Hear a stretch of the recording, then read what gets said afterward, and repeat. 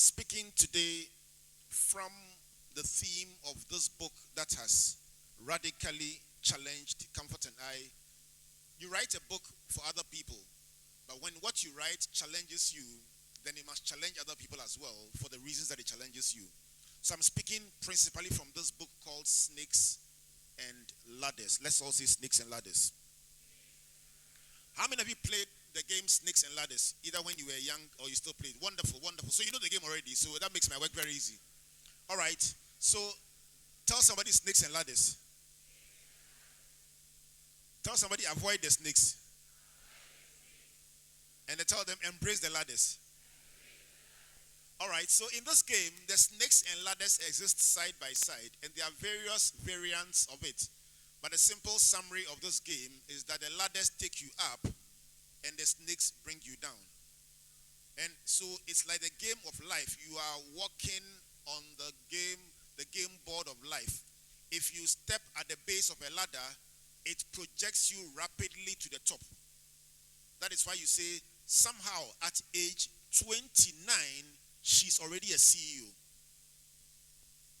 Some ladder projected her to the top.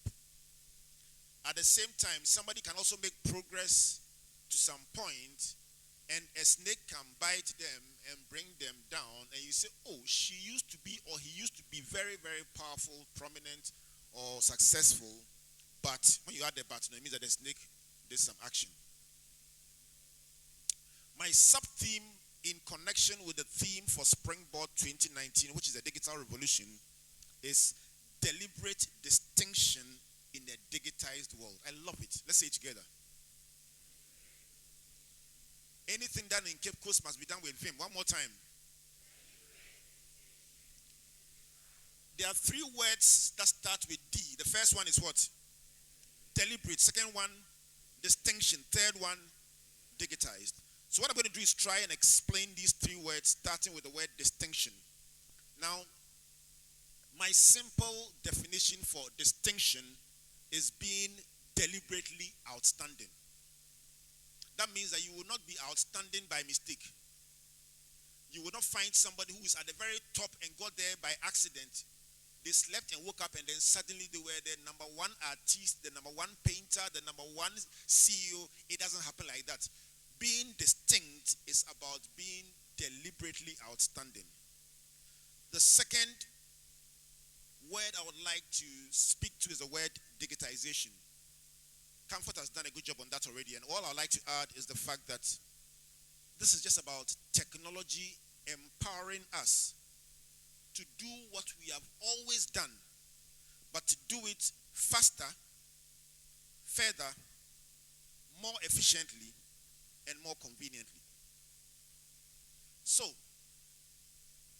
when Springboard was 10 years old, we had a review, Springboard at 10, and said we were planning to reach 1 million people in the next 10 years.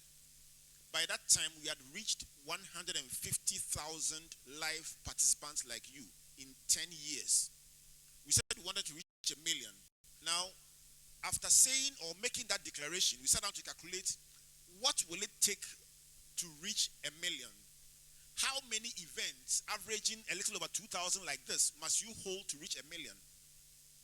How many years will it take if you held even one a week all year through? By the time we finished the analysis, we realized that it was physically impossible to do that in 10 years. Enter technology.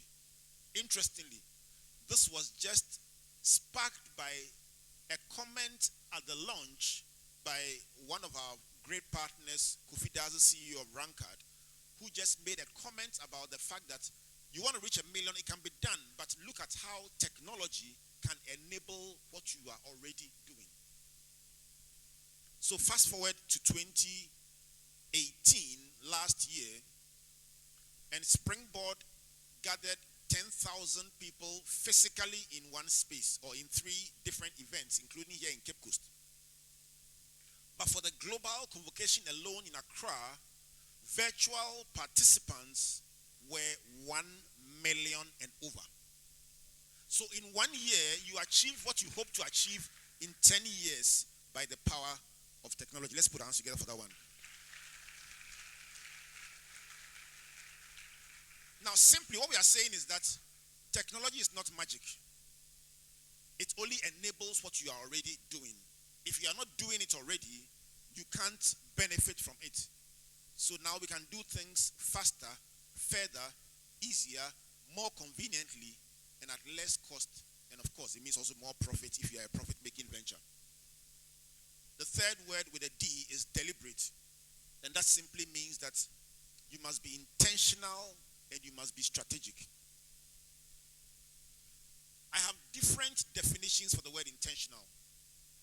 But my focus today is simply on the fact that, like Gina rightly said, you may have deficits or challenges at the starting point of your life, but you want to be great. How many want to be great here? I want some people who have a feeling that they want to be great, a desire to be great, a feeling that they will be great, an ambition to be great, a suspicion that they will be great, an awareness that they will be great, an assurance that they will be great. If there are some great people in the house, let me hear a shout. Yes, I like great people. Charlie, you know when you are broke and you say, I'll be great, it's very nice. Because it sounds funny. But guess what? One day you will be great. And when you are great, you remember that you said it when you were broke. Somebody say, that's me. So, deliberate simply means that at a time of great deficit, begin to put in place some building blocks that may not make sense then or now, but some time to come, when the full picture unfolds, you will understand. Why do I recommend this book? For the simple reason that if we look at our backgrounds, Comfort and I, we shouldn't be where we are in life. We shouldn't have reached where we have reached. But some significant ladders helped us get here. And those ladders have been mentioned by Comfort and Gina and explained in great detail. But the most important thing is that they are so generic that somebody listening today can also take the same ladders and project yourself from where you are to where you want to be. I am growing. I'm no longer as young as many of you here. So to provide that balance and to contextualize the reality of snakes and ladders, I'm going to call my two of my sons to get onto the stage and then use the past 1 year of their lives to bring you the reality of snakes and ladders at your age. Jojo and Oreku, come up. Put your hands together for my sons. I have 3 sons. Let me bring 2 of them up. Run, guys, run. All right. So what I'm going to do is, both of them are doing national service. One with Deloitte, working as a consultant, and one pursuing the passion of his life as a sports journalist with Joy 99.7 FM and the multimedia group. So these 2, my 2 sons will take a seat here, and I'm going to work them through their lives over the past few months, try and find out what ladders they have encountered and what snakes they have encountered. And just listen carefully.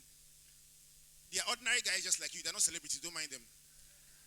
But the good news is that they are in the age bracket that most of you find yourselves in, doing national service, post-university. All right, so Jojo, let's start with you. You are older, so let's start with you. So you are in Deloitte. And in a meeting at Labadi Beach 2 nights ago, I introduced him as my younger brother, the consultant, and many of the CEOs believed it until I told them he was my son. But they believed it because he was in working with consulting teams. And nobody will say he was national service. So let me find out from you, what is it that has been a game changer for you in your work as a national service person that has enabled you to actually head a project even at this stage in your career? I would say the 2 biggest things are being hungry, like wanting to succeed, and number 2, not looking down on any assignments. Like, do everything you get the chance to do. Volunteer for as much as you can. So you go to do national service, and you say you are hungry, and not food. The hunger is not food hunger. And then 2, you say you volunteer for all kinds of things. If you can break that down a bit for me, I'll be grateful. So in my office, there are 3 national service personnel, and sometimes, because of the way national service works, there's not always work that is pre-made for you to do. You kind of have to seek out your own work. So sometimes my colleagues sit there and they're on like Facebook and stuff, and sometimes you're tired, you want to do that as well. But if you really want to succeed, you have to go out and make your own work. You have to go and ask the full-timers, hey, are you busy? Is there anything I can help you with? Questions like that. That's how you get work to do, and that's how you get ahead. All right. Have you sometimes felt that you are putting in too much because national service revenue is often so little?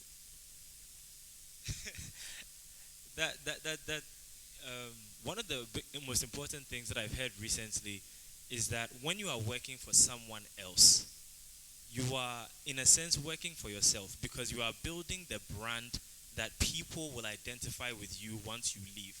So people take it as this: the work that he does or she does as a national service personnel is the same work that they are going to do once they leave and once they go out into the world on their own. So if you don't look at it as working for someone else on national service, but working for yourself and building your brand, it's never too much work. You are working for yourself.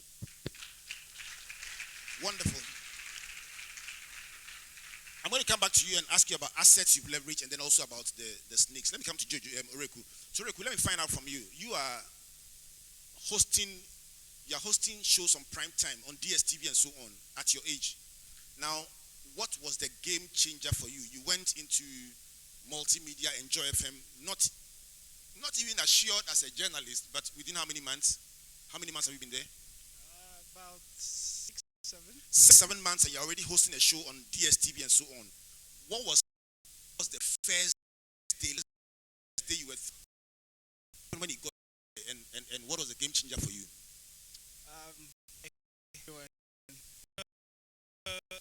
I have to start by context, and that's the fact that computer science and university. And we named us what did right now. I'm like,